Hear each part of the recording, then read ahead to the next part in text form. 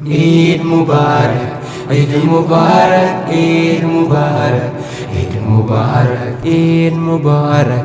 Baga geessanii Eid Mubarak, hundi keessanii Eid Mubarak. Baga geessanii Eid Mubarak, hundi keessanii Eid Mubarak. عيد العافية عيد سعيد عيد نجايا عيد كمل كينو فاتيو عيد جلالا كولد انديو عيد كمل كينو فاتيو عيد جلالا كولد انديو وقا وقا نهانا النسو فيا نجايا نهاد ابسو وقا وقا نهانا النسو فيا نجايا نهاد ابسو عيدنا عيد السرور عيدنا عيد العطور بالحب والحنان حمدك يا رحمن أيو فيه أبون اللي بقى جيساني في رافي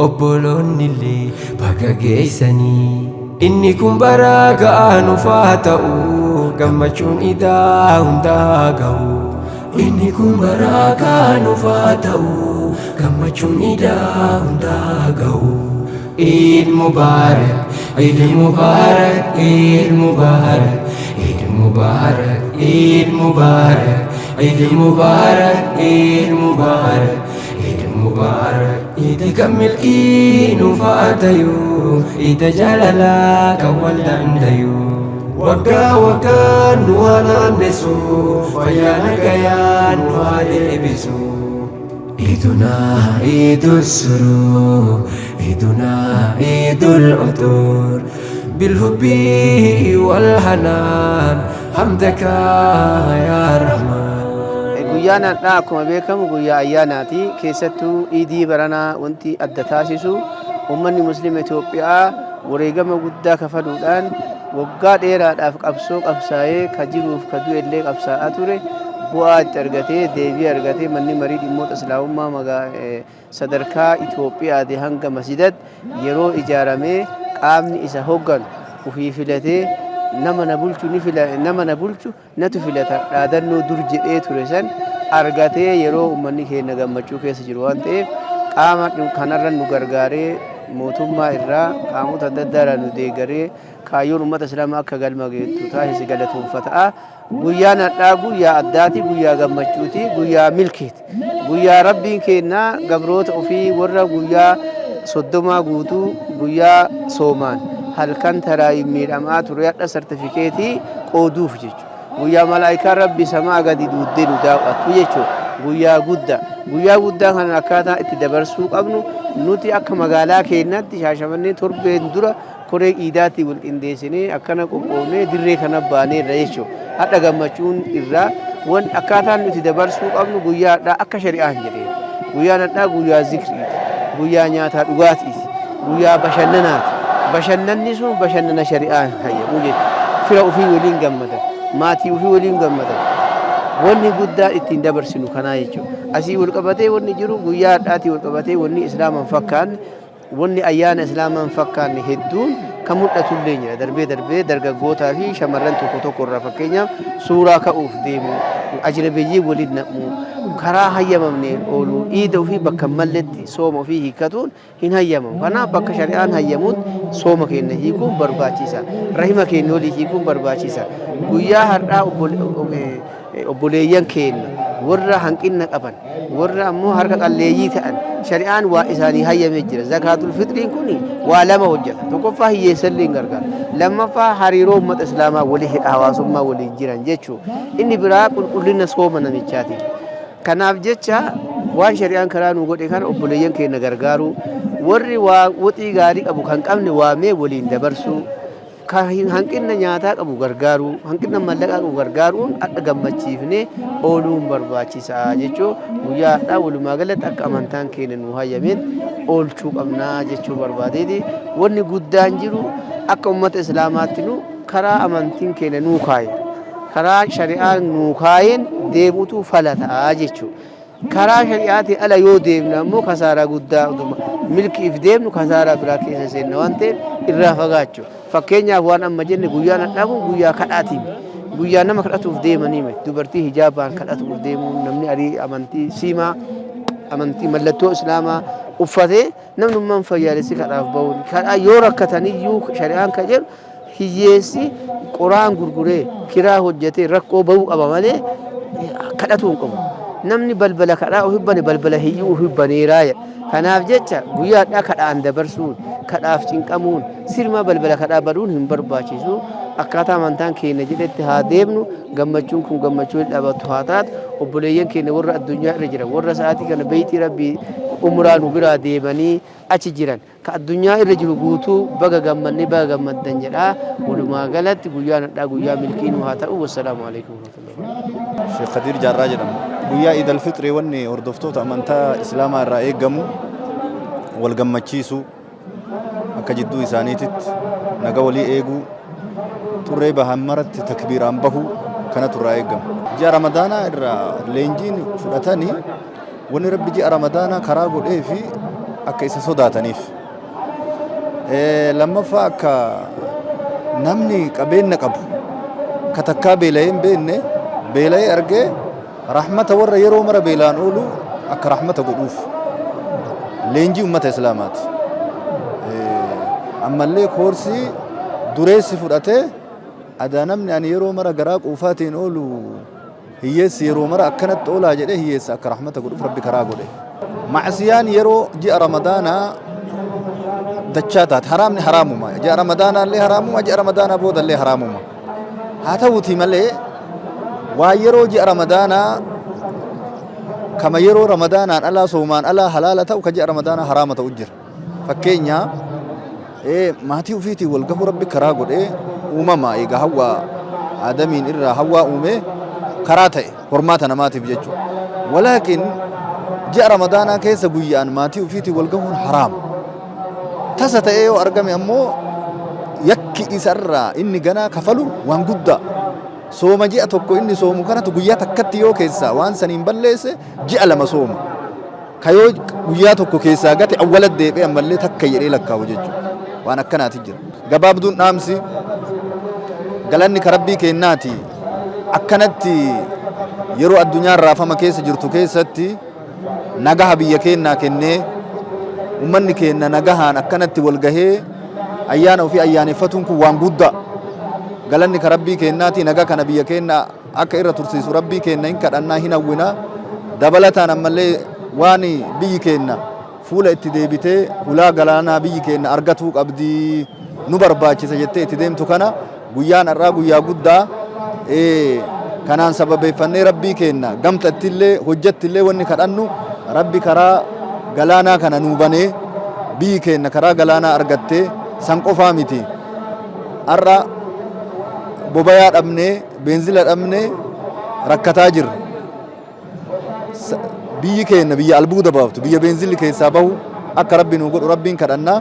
Haganuma wassalaamu alaikum warahmatullahi wabarakatuh. Duraan dursee hordoftoota amantaa Islaamaa idil addunyaa irra jiran hundaan baga ayyaana Iid al-Fitriitiin isin gahee isaanii jecha itti aansuudhaan ammoo ayyaana kana akkaataan itti dabarsuu qabnu dargaggeeyyiin akka kiyyaa namoota lallaafoo qarqaaruudhaan namoota humnaan adeemuu hin dandeenye akkasuma wantoota garaagaraa gochuudhaan deeggaruudha. Abbootiin qabeenyaallee harka qalleeyyii gargaaruudhaan cinaa dhaabbatee bifa saniin wal jaalalaa fi tokkummaadhaan dabarsuu qaba. Yeroo kaan illee hojiiwwan khayrii as dura dalagamaa ture baatii Ramadaanaa keessa ka akka rakkataa gargaaruu ka akka akkuma san wantoota tokko tokko babbareechisu ji'oota kaawwan illee osoo itti fufee gaarii dhadhee yaadaan itti fufuullee qaba jedha. Dargaggeessi Islaamaa dargaggeessi utubaa biyyaati. Dinagdee biyyaati. Dargaggeessi dugugguruu lafee duddaa ummataati jedhee yaada akka kiyyatti.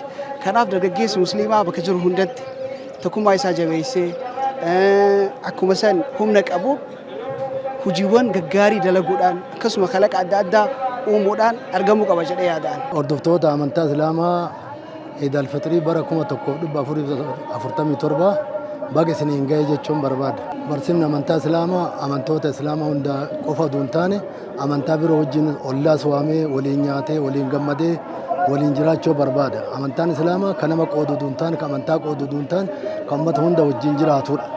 Ayyaanni Iidal Fixrii uummata musliimaa biratti ayyaana guddaadha. Ramadaana guutuu salaataan akkasuma soomaan sadaqaan toltuu garagaraatiin dabarsee guyyaa har'aa kana guyyaa milkii iidaa guyyaa itti eeggatudha.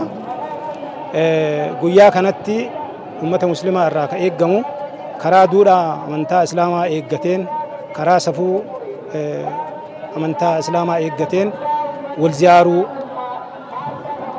rakkataa to'atuu ganamuma yeroo gara iidaa dhufuu zakaa ofirraa baasee zakaatal fixriin baasee dhufuu akkasuma hiyyeessa ollaa isaa nyaataan to'atuu isa barbaachisa. Kanarraa kan hafee iida isaa dirree iidaa dhufee salaatuu nagaan salaatee nagaan galuu ergaleellee gara mana isaa galee fira isaa ziyaaruu ollaa isaa ziyaaruu maatii isaa waliin mana isaa keessatti gammachuudhaan dabarsuutu isarraa eeggama. Guyyaa har'aa kana waan duudhaa amantii cabsu waan keessattuu walitti makamiinsa dhiiraaf dubartii akkasuma mana amantaa Islaamaa hin hayyamne mana haraamaa mana dhuddoo mana caatii mana shiishaatti argamuu dhabu keessattuu dargaggoonni gara magaalaa dhufanii suuraa ka'uuf daandii cufuu dhiisuu gara mana isaanii galanii maatii isaanii waliin dabarsutu irraa eeggamaa jechuudha. Bu'uuruma irratti muslima jechuun nagaha islaama jechuun nagaha bu'uura irraayyuu kaayoon islaamummaan dhufteef nagaa dhala namaa eeguu fi nagaa sanyii uumama hundaatu eeguu fi kanaaf nagaa biyya kanaa keessatti nagaa addunyaa keessatti islaamni gahee olaanaa bahachuutu isarraa eeggama. Gama isaatiin ammootu hamma danda'ametti nagaan bahee galuu fi nagaa naannoo isaa akkasuma nagaa ollaa isaa nagaa maatii isaa eegsisuun dirqama muslima hundaati jechuudha. Akkuma beekamu guyyaan kun guyyaa gammachuu, guyyaa guddaa, guyyaa milkaa'inaa biyyattii teennaafis ta'ee keessatti magaala Shaashamannee magaalaa jiddugala daldalaa magaalaa jiddugala misoomaa magaalaa kilaastara kibba bahaatiif magaala keenya guddichatti aantee misoomaa fi akkasuma baay'ina namaatiin jirtu keessatti sababaa iida guddaa iida beekamaa Iidul Fixrii sababeeffachuudhaan kan asitti wal geenne ta'uu isaati. Uummanni keenya akkuma beekamu jalqaba akka soomni seene irraa wal bira dhaabatuudhaan wal guddisuun nageenya ofii eeggatuudhaan bilookiitti dargaggeessi dhiirti dubartiin abbaan qabeenyaa akkasuma ammoo warri aangoo garaagaraa qaban tokko ta'uudhaan biyyattii teenna tiifatuuf amantii keenya tiifatuuf nageenyaaf bayaa turanii har'a ammoo guyyaa san nagaya saniin xumuranii iddoo kana gayaniiru ammaa boodas nageenyi kan itti fufu ta'uu misoomni kan itti fufu ta'uu nageenya keenyaa fi biyya keenya eeggatuun kan itti fufu ta'uu kallattima shari'aan keenya nuu keetteen itti kafufnu ta'uu isaati. Shari'aan teenna guyyaa har'aa irratti fakkeenyaaf zakaatul fitri jedhanii waan walii kennantu jira qajeelfama shari'aatiin. Inni maali? Akka hawaasummaan ijaaramu, akka tokkummaan ijaaramu, namni yaada qofaa miti akka harkaan waa walii kennee mul'atu ta'ee shari'aan keenya ibsa.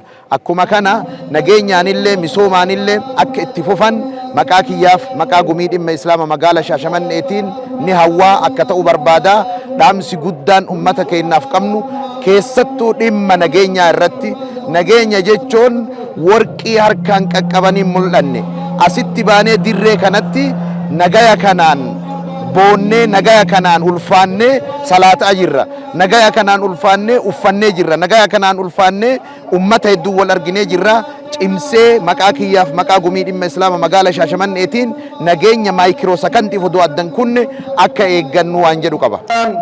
فعاننا على صيامه وقيامه واجعل لنا في كتامه عيدا نفرح به بطاعته وفضله. وقال جل سبحانه قل بفضل الله وبرحمته فبذلك فليفرحوا هو خير مما يجمعون وأشهد أن لا إله إلا الله وحده لا شريك له وأشهد أن محمدا عبده ورسوله صلى الله عليه وعلى آله وأصحابه وسلم تسليما كثيرا. أما بعد، عباد الله، اتقوا الله حق التقوى واعلموا أن هذا اليوم يوم عظيم، يوم عيد للمسلمين، يوم فرح بطاعة الله. قال تعالى: ولتكملوا العدة ولتكبروا الله على ما هداكم ولعلكم تشكرون. ونحمده ونشكره كما ينبغي لجلال وجهه وعظيم سلطانه. لك الحمد والشكر ربنا حتى ترضى، ولك الحمد والشكر إذا رضيت، ولك الحمد والشكر بعد الرضا، ولك الحمد والشكر على الوجه الذي يرضيك عنا. أيها المسلمون، لقد من الله علينا بإتمام صيام رمضان، فعلينا أن نشكره على هذه النعمة بالمحافظة على الطاعة والاستقامة بعد رمضان.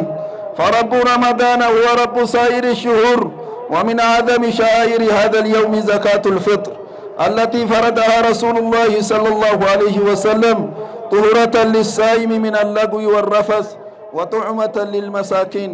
فقد فرضها النبي صلى الله عليه وسلم ساعة من طعام على كل مسلم، على الصغير والكبير والذكر والأنثى والحر والعبد.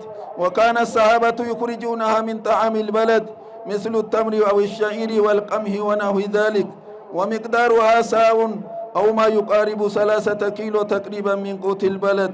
ووقت إخراجها قبل صلاة العيد، ومن أخرجها بعد الصلاة فهي صدقة من الصدقات. كبجمتوت أمة مسلمة، أيانا يوكان عيدا بركما توقف دبا أفوري في أفرتمي تربفا بغربين سنين غاية جيجا إرغان خطبا كينا كنردا عيدان خطبان عيدني كينا أكما بيكمو عيد ربانيون وعيد إنساني وعيد اجتماعي. إني كينا أكما بيكمو كبجمتوتا بغربين سنين غاية سنين جيجا خطبان كينا كادا أكما بيكمو إني أمة مسلمة عيد رب ما وفكيسا قبو، عيد ربين اتين قدسا، عيد ربين اتين فارسا. أكا أما جل قبر راقمني تكبيرا جيشا تري ربين قدته جرا وان قدته هند جالا سمي ترباني فاردي تربان جالا عرشيف كرسين جالا وان جرا كان كيس جرو جالا نورنو تيموتو تجرو جالا ربين كينا قدة جنة فارسون كوني inni kenna iida rabbii ta'uu iida ibaadaa ta'uudha kana keekuu jechuu. San takbiiraa murteessinee jirra, salaataa murteessinee jirra. Iida ibaadaa inni kenna iida rabbii ta'uu kanatu murteessaa jechuu. Kanaaf ittiin aaduudhaan inni kenna ammoo iidun insaaniyyuun, iida ammoo namummaa of keessaa qabu jechuu. Inni kenna iida namummaa of keessaa qabu. Yoo namummaa jedhamoo kunoo nafsee keenyarraa kaanee uf gammachiisu, maatii keenya gammachiisu, ollaa keenya to'atu, akkuma san masaakiina to'atu jechuun iida namummaa of keessaa qabaa jechuu. Inni kenna iida waan namummaadhaa of keessaa qaba, nama namummaa isaatiin rahmata godhuu fi gammachiisu kana of keessaa qabaa jechuu. Waan inni kennaadha itti ajajurra eega iida kanarraa baanee zakaatal fitritti shari'aan keenya kanu ajaju akkuma inni hundi kennaayyuu beeknu jechuu. Nabiyyiin keenya sallallahu alaihi wasallam zakaatal fitriin dirqama godhanii jiran. Eega isaan dirqama godhanii wanni irraa baasanillee nu ibsanii timirarraa, garbuurraa, qamadiirraa, boqqolloorraa nyaata biyya jiru ruuzarraa kanneen irraa akka baafnu nabiyyiin keenya sallallahu alaihi wasallam waan biyyi tokko nyaatturraa akka baafnu nu ajajanii jechuu. As keessatti waan isaan ittiin ajajan malee birrii kennuu yookaan tilmaamanii kennuu shari'aa islaamaatitti akka hin taane masjiida hunda dhaga'aa jirtanii dirree kanatti illee akka dhageettanidha. Sahabaan rasuulaa ridwaanullaahi alayhim waan rasuulli jedhan kanarraa baasan, hayni baasan ammoo kiiloo tokko walakkarraaga kiiloo sadiiti. Nama tokkorraa kiiloo sadii. Gosa ammaa waan jedhamee kanarraa nama tokkorraa kiiloo sadii. Yeroon isii baasan akkuma beeytan osoo dirree iidaatitti bayamee inni salaatamin duratti namni hundi zakaa isaa baasuun waan guyyaan hadhaa kun itti nu ajaju إني كنا إذا رب ما أفكيسا قبو إبادة ربي جيتشو لما فايدة نمم اللي أفكيسا قبو كان نما نسبه في تيف ماتي في أولا في أمني مسلمة إتي والغمد إتي والزيار تهو أسمان بكمو قبا جيتشو فاتقوا الله عباد الله فاتقوا الله عباد الله وأدوا هذه الفريدة كما أمركم الله وأحسنوا إلى الفقراء والمساكين ليشاركوا المسلمين فرحة العيد أقول ما تسمعون وأستغفر الله لي ولكم ولسائر المسلمين من كل ذنب فاستغفروه إنه هو الغفور الرحيم